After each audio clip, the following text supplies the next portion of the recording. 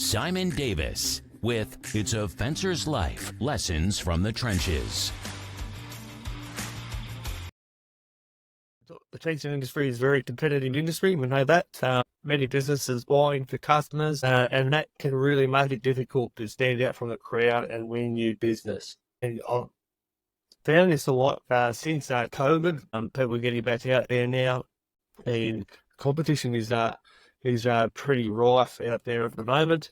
There's a lot of things that are happening. Covering in my unique area where I am, there's a lot of flood damage that is getting fixed and has brought a lot of new people into the game and into the territory. So that's made things a little bit harder to deal with. People are early startups have less defense and things like that, so they can quote cheaper and move around cheaper and like we just picking up away from self-startup. That's out of the bigger companies. So G'day guys, Simon here again. This is A Fencer's Life, Lessons from the Trenches. Today I wanted to briefly talk to you about the top 10 pain points of a fencing business, if you could call them that. The things that we get hung up on, we get stuck on, and can cause us grief if we don't pay attention. Number one is competitions, and the fencing industry is a very competitive industry. We know that. Many businesses vying for customers, and that can really make it difficult to stand out from the crowd and win new business. And I've found this a lot since COVID. People are getting back out there now, and competition is pretty rife out there at the moment. There's a lot of things that are happening.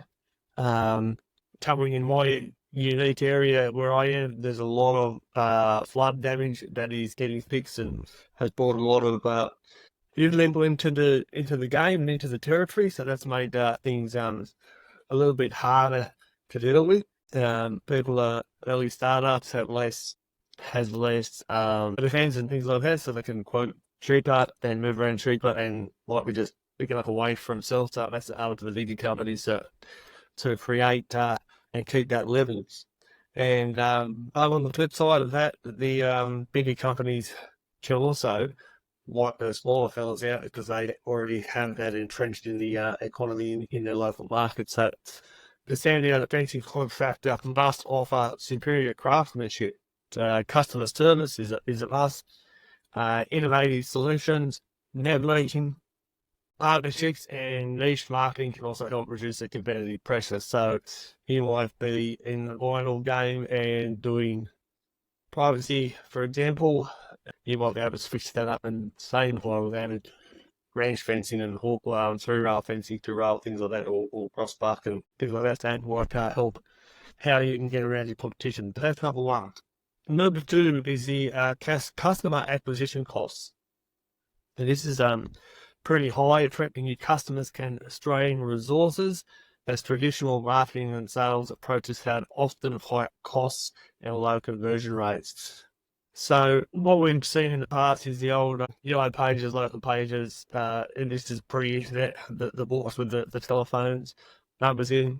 The ad pages used to be quite expensive to run, and then when the internet has taken off, coming through that, you could do your ads on the social medias as they've come about in the last 10 years. But then before that, you had a website, you set that up, and market that properly. That used to cost a fair bit of money. So that goes all down under your customer acquisition.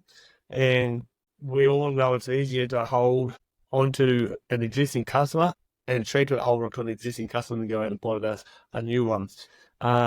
To lower these costs, fencing businesses should optimize their online presence as a must of these days. If you haven't got an online presence, I suggest that you get one. Seek customer referrals. Google and Facebook pages to your business. Google is awesome for doing this. I think it is a really big must. If you don't have a business page on Google, get one.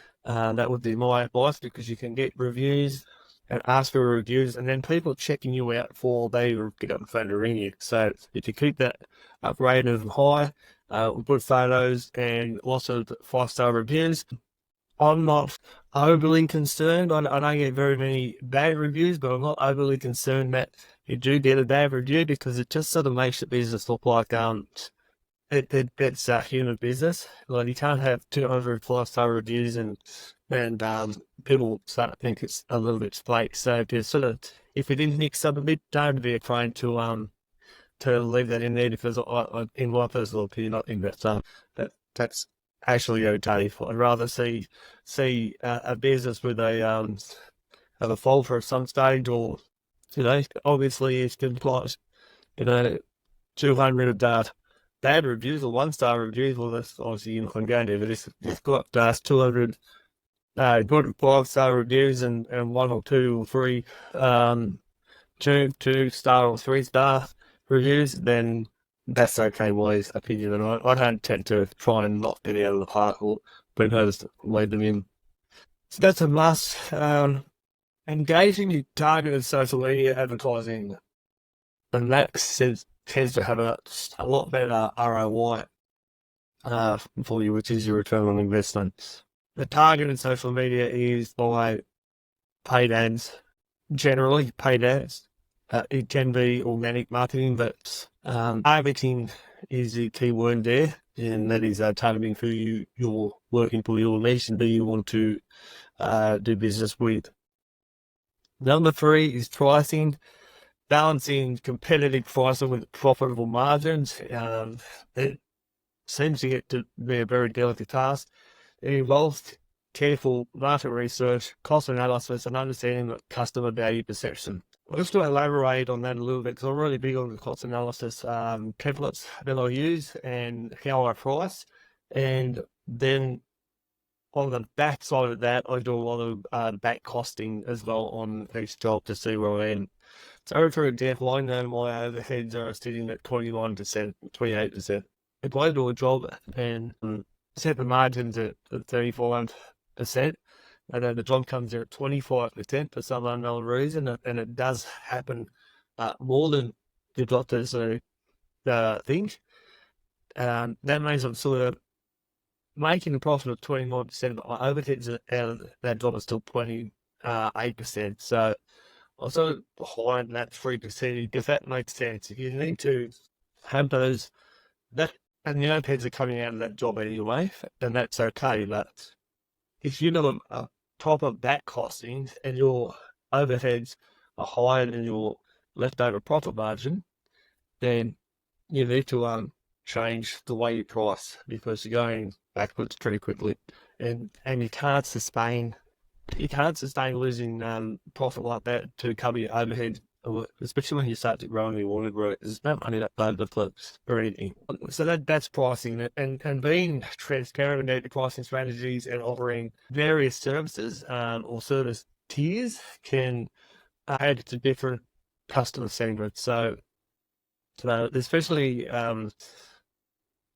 tends to apply it to your customer, or they don't see the value in what you're doing, and that's where your price will your price tiering will come into it, and that could be upselling or could be downselling. I don't believe in discounts. I think they hurt you more than anything, but they're just some of the things that I like to think about. For an example, with a pricing strategy that I use, I can go in and do a timber paling fence, pressure treated, or Australian hardwood, and have that treated as well. I can offer them. I've just done a quote for a lady who wanted 3 prices: the treated iron, pressure treated, the Australian hardwood, and then the Australian treated hardwood. So I've tiered it into 3 levels for her, and she can then pick the best one that she thinks suits in her budget. So that's just an easy way of putting yourself and layering in tiers. You could also then offer extra things. One of the big things I talked to a client a couple of days ago was that they were after some landscaping to go and some turfing to go with their job once we were done. And so I offered my services, or my company services, to lay the ground foundations for her and prep the ground and overdo it. And it was actually worked in it a little bit extra, obviously as a cost extra, but we made more profit out of it as well. So that's a really good way of working with your pricing. Number 4 is labour. Still mandatory just can be 10 in feed business growth. I think that is global at the moment. So what the discussions I'm having daily with other feedsters overseas, in the US, England, Australia, New Zealand, everybody seems to be struggling to find skilled labour, and I'm not sure what the answer is. I'm not sure why that is. I've got my hunches that we were sort of spoiled a little bit and given had too much money when things were okay so not long ago, and to look to work from home and stay at home and got paid to do it. So that's an opinion of mine. I don't know if that's useful of everybody, but I think that in my immediate area that is sometimes the case. To get around the labour shortage, you have to basically groom your talent, try to retain your talent. So you put your retention strategies such as competitive wages, training opportunities, positive work environment. You could additionally invest in apprentice programs or scholarships or traineeships to upskill your people. You can pay for extra licenses for heavy vehicles or plant VOCs, verification of competencies, and for different people and try and get them something to the retention to keep them there with you. There are still good people around. I believe that there are some very good workers around. I understand how you sort of manage those workers.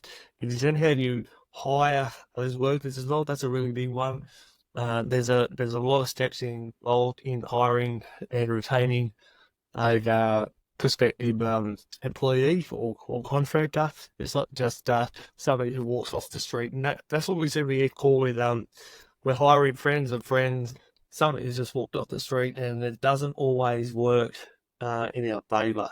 And unfortunately, they can be the nicest person in the world and not be suited to yours ideal business. And one bad apple can spoil the bunch, as they say. So we're frustrated when somebody's not pulling their weight or they're constantly their mood is down or anything. So it is a very, very bit of an art in hiring the right people.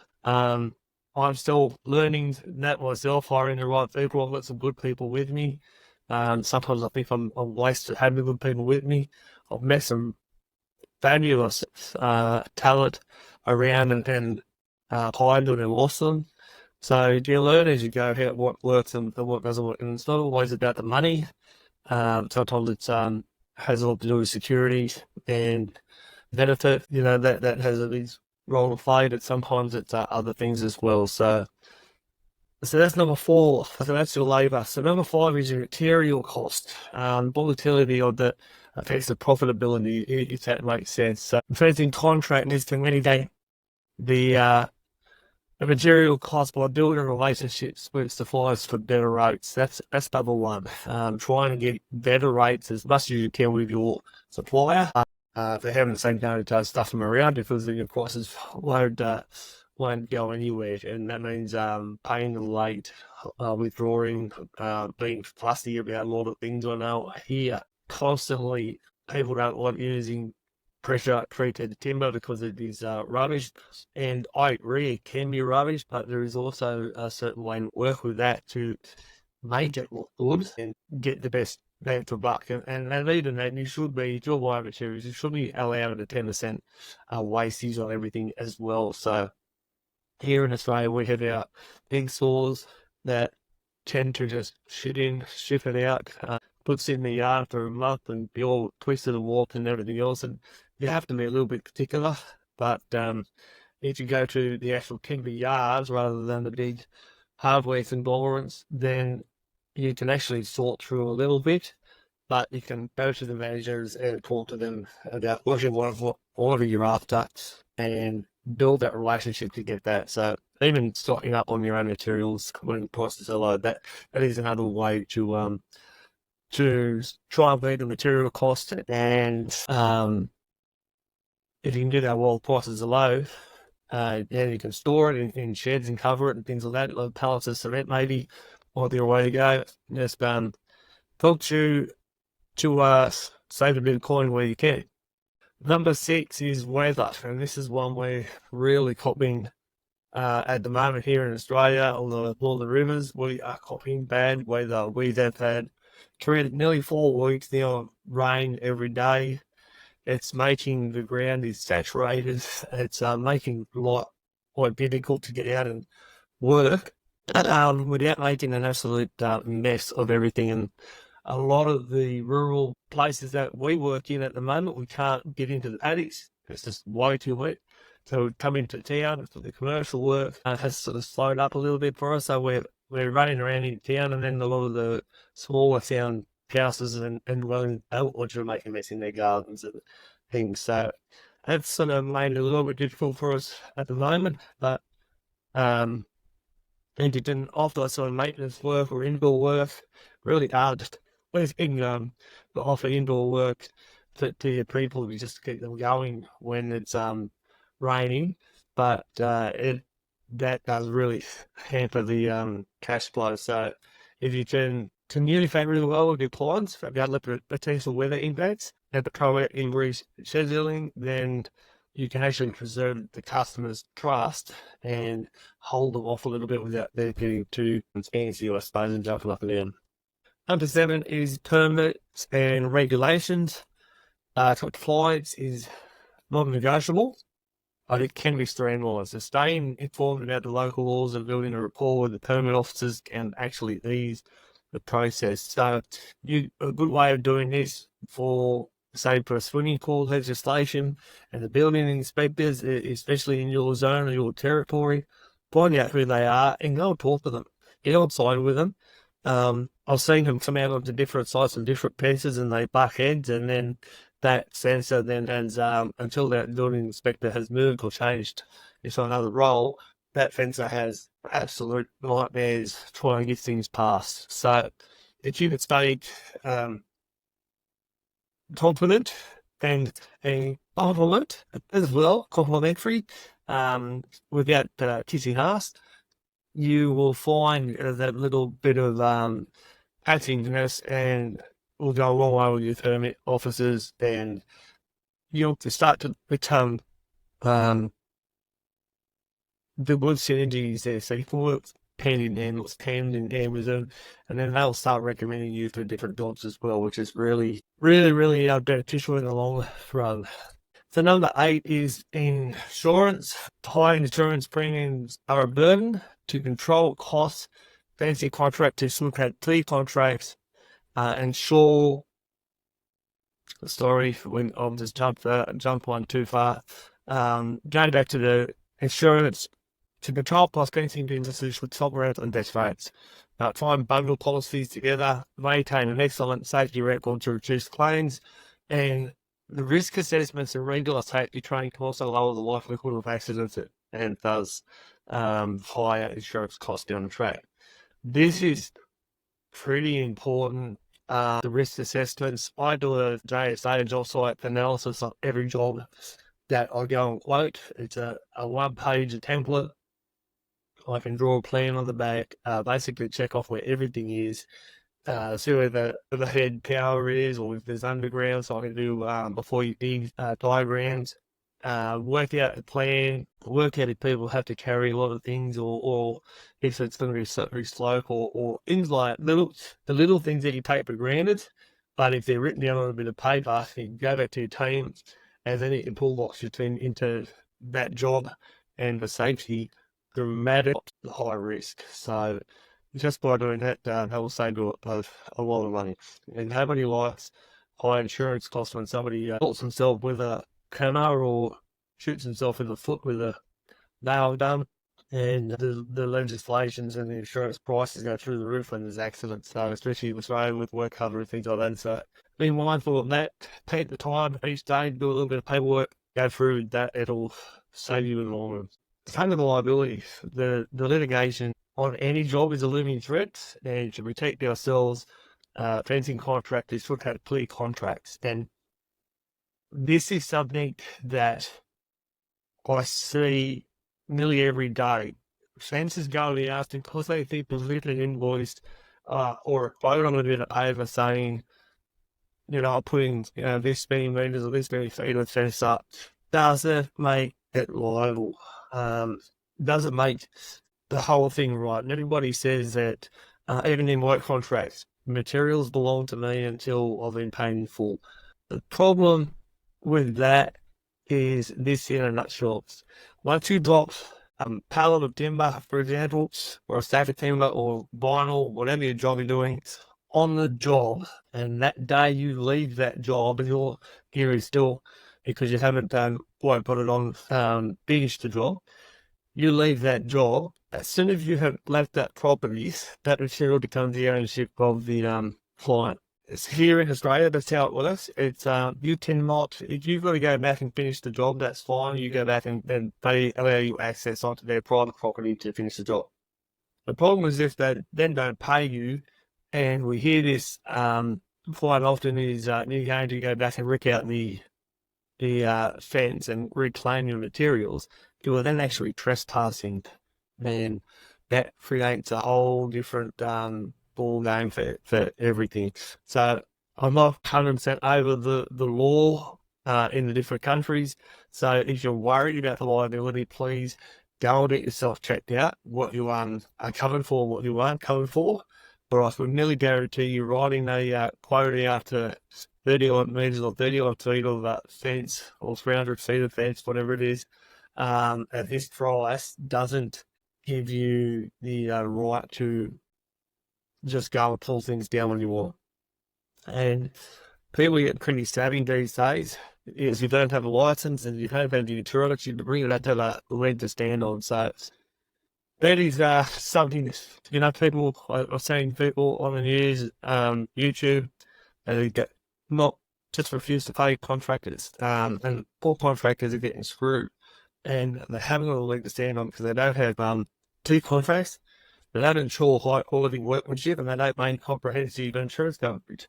So regular legal checkups can really help identify potential liabilities before they become issues, and maintaining your liability and insurances to make sure you are covered off is essential, so you don't have to go through that liability nightmare or litigation nightmare. Number 10, the biggest main point for most of us fencers is taxes. Undertaking the tax obligations that requires diligence, and I've been through this. I've seen so many people go through this as well, and putting money aside to try and pay tax. Sometimes just you're all being paid at a paid call, and that you just don't have enough. At the end of each job, you don't have enough. That brings on a whole range of other challenges, and because you don't have enough, you then tend to dig into the tax money, and you turn around and go, I'll pay it back later, and then later never comes. The ones behind you, you're chasing all the time. So my advice there is not financial advice, but the things that work for me is I put my tax money into a different account where I can't repeat it, basically, and I let it build and just let it sit there, and then I've never had a problem with it. So that is something that is quite quite a problem or quite a trap for a lot of people. And the complexity of the tax laws calls for professional accounting to support, to take advantage of applicable deductions and credits. So I'm not an accountant, as I said, I'm not a lawyer. It's not financial advice. You can need financial advice, but you're going to see your accountant and some sort of system in place, and they should be current with the tax law changes, and they should also have effective accounting software, and that really helps us streamline tax processes and avoids costly mistakes. So things like I use Xero. I think it's one actually Xero, but our account use Xero. If I get stuck with any of the chart of accounts or things like that, I can jump on and work it out for me. So they're the top 10 pain points that I see in a fencing business. So number 1, competition. Number 2, customer acquisition costs. Number 3, pricing.